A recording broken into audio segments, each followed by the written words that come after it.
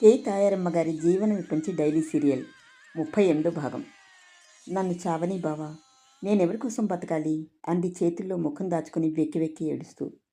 సుబ్బు, ఏడవకు. గతం ఒక పీడకల్లాంటిది. నువ్విప్పుడు నీ కడుపులో పెరుగుతున్న బిడ్డ కోసం బ్రతకాలి. ప్రతి మనిషి జీవితంలో ఎన్నో ఎదురు దెబ్బలు తగులుతూనే ఉంటాయి.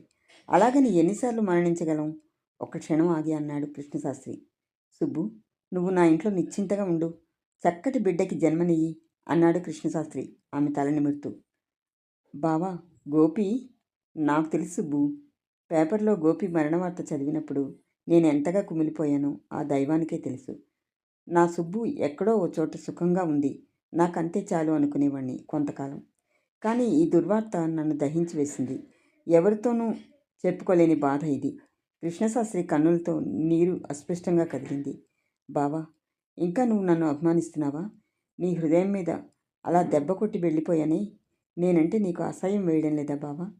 లేదు సుబ్బు, ఇప్పుడు నిన్ను చూస్తూ ఉంటే జాలి కలుగుతోంది. దైవ నిర్ణయాన్ని ఎవరూ తప్పించలేరు. కానీ సుబ్బు, నాకు తెలుసు నువ్వు ఎప్పుడో ఓసారి ఇలా వస్తావని.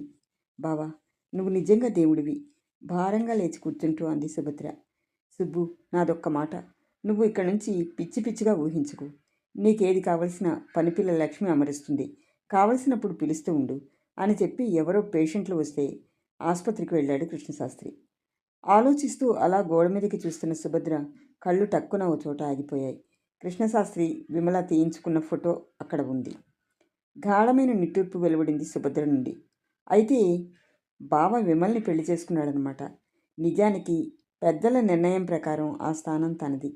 కానీ ఎందుకిలా తలకిందులైంది? మరి ఊహించలేకపోయింది. పనిపిల్ల లక్ష్మి బత్తాయి పండు రసం తీసి ఇచ్చింది.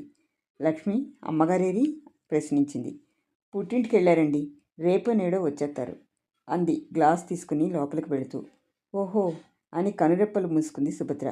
రాత్రి కృష్ణశాస్త్రి ఆసుపత్రి మూసి వచ్చేసరికి సుభద్ర గాఢ నిద్ర పరవసరాలై ఉంది. పనిపిల్ల లక్ష్మి అన్ని టేబుల్ మీద పెట్టి సర్ది వెళ్ళిపోయింది. అవేవి ముట్టుకోవాలనిపించలేదు కృష్ణశాస్త్రికి. గ్లాస్ మజ్జిగ తాగి పడుకున్నాడు. మర్నాటికల్లా ఊరంతా గుప్పుమంది. భద్రమ్మగారి లేచిపోయిన మనవరాలు తిరిగి వచ్చిందని, వాళ్ళెవరూ ఆ పిల్లని ఇంట్లో అడుగు పెట్టనివ్వలేదని, కృష్ణశాస్త్రి ఆ పిల్లని ఇంట్లో పెట్టుకున్నాడని. అవ్వా అని నోరు నొక్కుంది లోకం. అగ్రహారం తాలూకా మర్యాద మంట కలిపిందని, కట్టుబాటు సడలిపోయిందని, దారిని పోయే ఆ పిల్లని ఇంట్లో ఎందుకు పెట్టుకున్నాడో ఈ డాక్టరు. అయినా ఓసారి తనని కాదని ఎవరితోనో లేచిపోయిన దాన్ని సేరదీయడానికి ఎంత సిగ్గులేదో ఈ కుర్ర డాక్టర్కి అని నలుగురు నాలుగు రకాలుగా అనుకోసాగారు. ఇవేమీ పట్టించుకోవడం లేదు కృష్ణశాస్త్రి. భద్రమ్మ గారింటి నుంచి భోజనానికి కబురు కూడా రావడం లేదు. ఇదివరకు తాను ఎంత బిజీగా ఉన్నా 2-3 కబుర్లు వచ్చేవి. అందుచేత వెళ్ళక తప్పేది కాదు. ఇప్పుడు కారణం తను ఊహించగలడు. 2 రోజులు గడిచాయి. సుభద్ర ఆగమనం ఓ కథగా మారింది ఆ ఊరు వాళ్ళకి. ఆ రోజు సాయంత్రం ఆసుపత్రిలో పేషెంట్లు తక్కువగా ఉండడం చేత ఓసారి అలా వెళ్ళి వద్దామని దీక్షితులు గారింటి వైపు బయలుదేరాడు కృష్ణశాస్త్రి. వీధిలో నడుస్తూ ఉండగా రకరకాల మాటలు వినిపిస్తున్నాయి. కొందరు ఇతన్ని చూస్తూనే లోపలికి వెళ్ళి తలుపులు మూసుకుంటున్నారు. తను ఏం తప్పు చేశాడు? సన్నని నవ్వు వెలిగింది కృష్ణశాస్త్రి పెదాల మీద. ఆలోచిస్తూనే దీక్షితులు గారి ఇల్లు సమీపించాడు కృష్ణశాస్త్రి. ఇతను గుమ్మంలో అడుగు పెడుతుండగానే దభీమని తలుపులు మూసుకున్నాయి. దిగ్భ్రాంతి చెందాడు కృష్ణశాస్త్రి. ఈ ఇంటికి తనకి ఈనాటితో రుణం తీరిపోయింది. తను చేసిన పని మహత్తరమైన తప్పు వీళ్ళ దృష్టిలో. ఒక అనాథకి ఆశ్రయం ఇవ్వడం కూడా తప్ప. క్షణకాలం అలా నిలబడిపోయాడు వెనుదిరిగి కృష్ణశాస్త్రి. బరువుగా మందంగా తిరుగుతున్న సుభద్రను చూస్తూ ఉంటే జాలితో గుండె నిండిపోతోంది కృష్ణశాస్త్రికి. ఎంత నికృష్ట చరిత్ర ఈమె! అయిన వాళ్ళని కాదనుకుని వెళ్ళింది. భర్త కూడా దూరమయ్యాడు. స్త్రీ సౌందర్యాన్ని ఇనుమడింపు చేసేది ఇలాంటి సమయమేమో. నుదుట తిలకం లేకపోయినా సహజమైన కళ తొణికిసలాడుతోంది ఆమె మోములో. అద్దం ముందు కూర్చుని తలదూకుంటున్న సుభద్ర దగ్గరికి వచ్చాడు కృష్ణశాస్త్రి. సుబ్బు, ఇంద తీసుకో.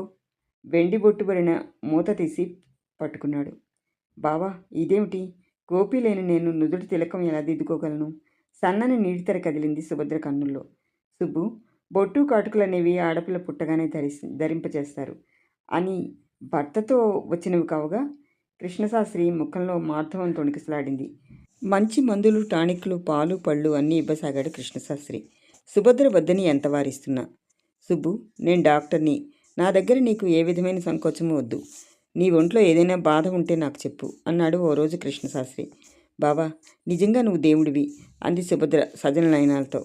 అంత పెద్ద మాటలు వద్దు సుబ్బు, నేను కేవలం ఓ డాక్టర్ని మాత్రమే అన్నాడు. 1-2 సార్లు టెస్ట్ చేశాడు సుభద్రని. కండిషన్ బాగున్నట్టు అనిపించింది. సులువుగానే డెలివరీ అవుతుంది అనుకున్నాడు. ఈ మధ్య అతను తన ఆసుపత్రిలో ఓ నర్సుని కూడా అపాయింట్ చేశాడు. అందుచేత చాలా మటుకు డెలివరీ కేసులు కూడా వస్తున్నాయి. విమల దగ్గర నుంచి ఫోన్లు కూడా రావడం లేదు. చెప్పా చేయకుండా ఎప్పుడు దిగుతారో రాణిగారు అనుకున్నాడు కృష్ణశాస్త్రి తనలో తాను నవ్వుకుంటూ. సశేషం.